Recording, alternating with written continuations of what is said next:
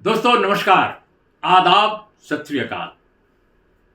बहुत दिनों से मेरे बहुत सारे दोस्त, मेरे शुभचिंतक बार बार ये कह रहे थे कि भाई उर्मिलेश, अब बहुत हो गया, तुम भी अपना कोई यूट्यूब चैनल, एक प्लेटफॉर्म बना लो। मैं संकोच कर रहा था क्योंकि तकनीकी मामलों में मैं बहुत उस्ताद नहीं। हम लोग प्रिंट से आए हैं। ये ठीक है कि टेलीविज़न में भी रहे और उसके संपादक भी रहे एक चैनल के, पार्लियामेंट के, लेकिन अपना जो टेक्नोलॉजी का जो मामला है वो बहुत दुरुस्त नहीं रहा है। लेकिन अब मैंने सोचा कि मित्रों की जो शुभचिंतकों की जो राय है उसका पालन किया जाए और मैंने अपना एक नया प्लेटफॉर्म शुरू करने का फैसला किया है, उर्मिलेश लाइव नाम से। और दोस्तों, इसकी वजह एक ये भी है कि कई बार होता ये था कि जिन जिन चैनलों पर, जिन जिन प्लेटफॉर्म्स पे मैं एक फ्रीलांसर के तौर पे जाता हूँ, वहाँ मेरे दिन या मेरा जो एपिसोड का दिन है वो तय रहता है कि अमुक दिन आपको आना है या आपको अपना प्रोग्राम पेश करना है। लेकिन घटनाएं देश में या समाज में या दुनिया में बहुत तेजी से हो रही हैं इन दिनों।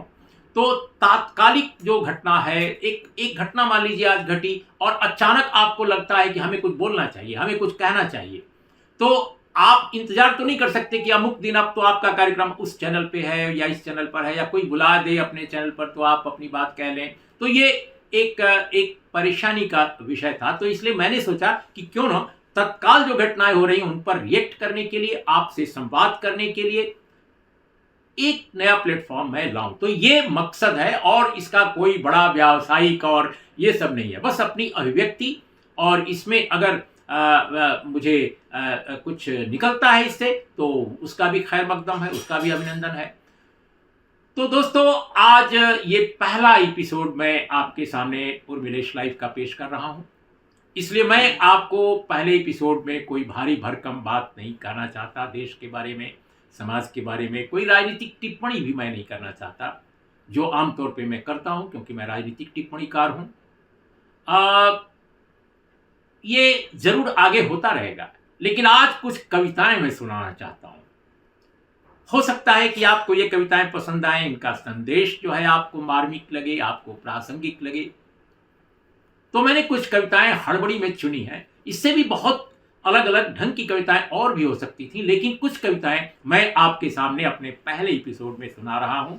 आप इसे सुने, गुने और बताएं कि आपको ये कैसी लगी और मेरा एपिसोड, ये मेरा जो पहला एपिसोड है, आपको कैसा लगा। और बाद में मैं आपसे एक छोटी सी अपील भी करूंगा दोस्तों। तो पहले कविता, ये जो कविता है ये राजेश जोशी, हमारे समय के एक बहुत महत्वपूर्ण कवि हैं, उनकी कविता है, जो उन्होंने संभवतः सितंबर 1988 में लिखी थी। जो इस पागलपन में शामिल नहीं होंगे मारे जाएंगे। जो इस पागलपन में शामिल नहीं होंगे मारे जाएंगे। कठघड़े में खड़े कर दिए जाएंगे, कठघड़े में खड़े कर दिए जाएंगे। जो विरोध में बोलेंगे, जो सच सच बोलेंगे मारे जाएंगे। बर्दाश्त नहीं किया जाएगा कि किसी की कमीज हो उनकी कमीज से ज्यादा सफेद।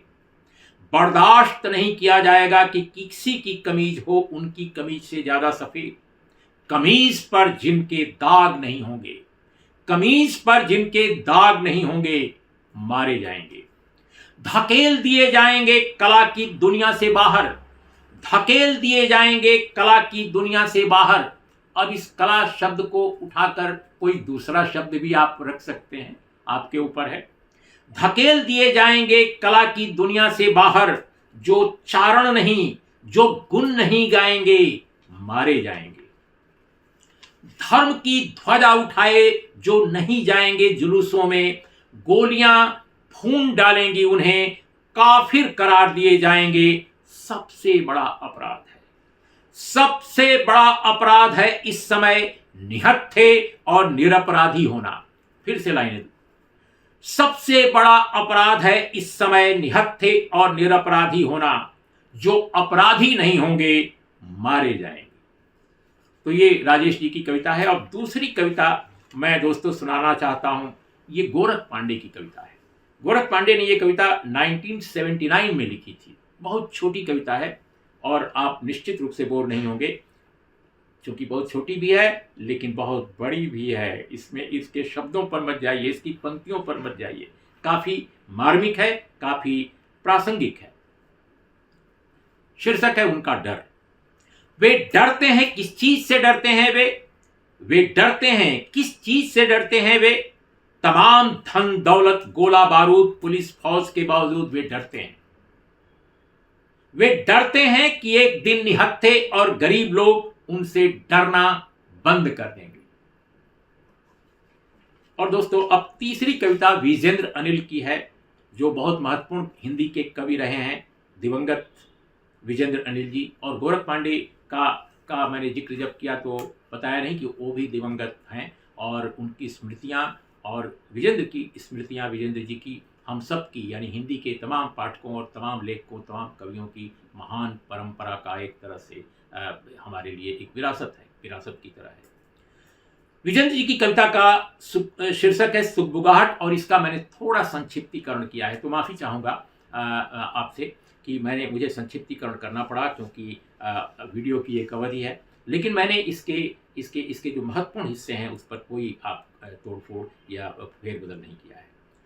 भाषा और व्याकरण के जंगल में सागर की उद्दाम लहरों को मत बांधो।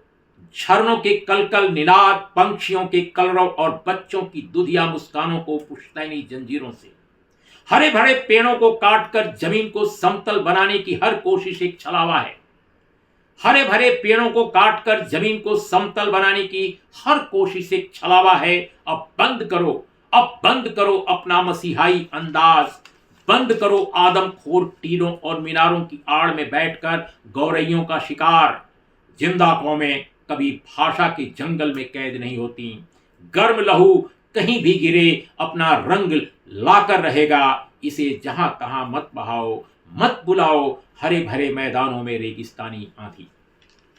और दोस्तों, तीसरी कविता देश के बाहर के कवि, लेकिन दुनिया भर के महान कवि, बेहद चर्चित और बेहद सम्मानित कवि, ये हैं मार्टिन निमोलर।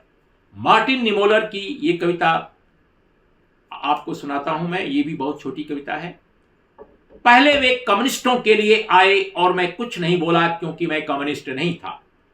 पहले वे कम्युनिस्टों के लिए आए और मैं कुछ नहीं बोला क्योंकि मैं कम्युनिस्ट नहीं था। फिर वे आए ट्रेड यूनियन वालों के लिए और मैं कुछ नहीं बोला क्योंकि मैं ट्रेड यूनियन में नहीं था।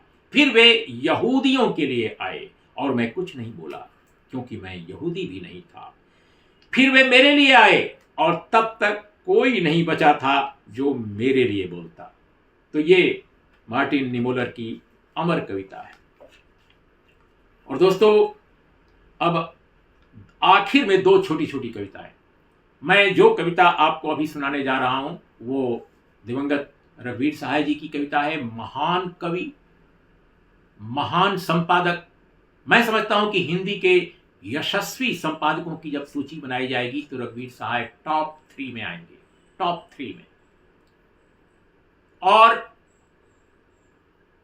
मेरा उनके साथ एक गहरा नाता भी रहा है, जबकि हम उनसे बहुत ज्यादा मिले जुले नहीं। कभी उनको गोष्ठियों में सुने, कभी सेमिनारों में सुने, कभी 1-2 बार हो सकता है मुलाकात भी हुई हो हल्की फुल्की।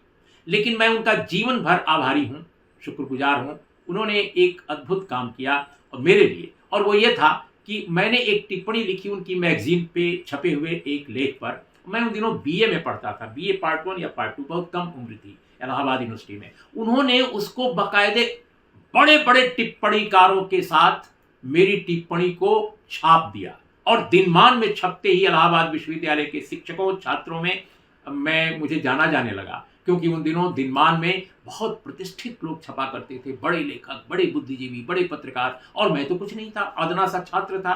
तो मैं रघुवीर सहाय जी को हमेशा मैंने उनको हमेशा सलाम करता रहता हूँ, हमेशा उनको याद करता रहता हूँ। और मैं आज उनकी याद में ये छोटी कविता आपको सुना रहा हूँ। आपकी हंसी, इसका शीर्षक है।